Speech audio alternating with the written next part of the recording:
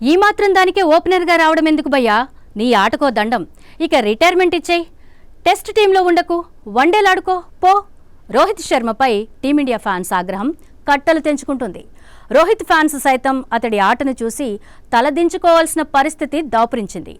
ఇతర క్రికెటర్ల ఫ్యాన్స్ ఎప్పుడైతే రోహిత్ను ఒక్క మాట అంటే నోరేసుకు పడిపోయే హిట్ మ్యాన్ ఫ్యాన్స్ అతడి ఆట తీరును చూసిన తర్వాత సైలెంట్గా సోషల్ మీడియా అకౌంట్ల నుండి లాగౌట్ అయిపోతున్నారు.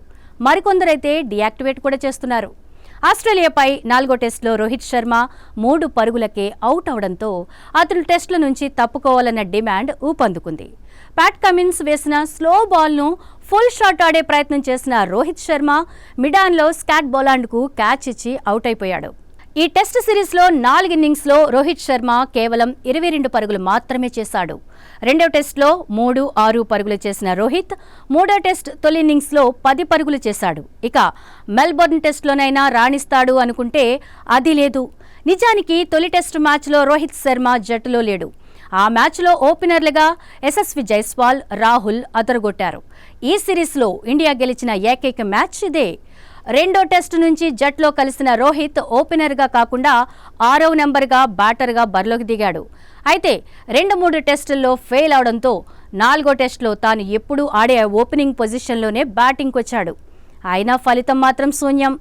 అసలు రోహిత్ శర్మకు టెస్టులాడే టెంపర్మెంట్ లేదన్న విమర్శ గట్టిగా వినిపిస్తోంది. దీనికి అతని టెస్ట్ గణాంకాలే సాక్ష్యాలు.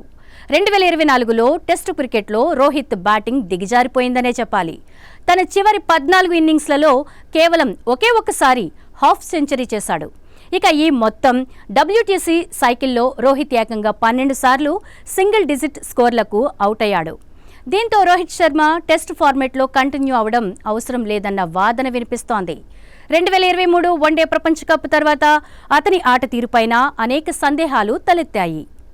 ఈ క్రమంలో టెస్టుల నుంచి రోహిత్ శర్మ రిటైర్మెంట్ ప్రకటిస్తే మంచిదనే అభిప్రాయం అన్ని వైపుల నుంచి వినిపిస్తోంది.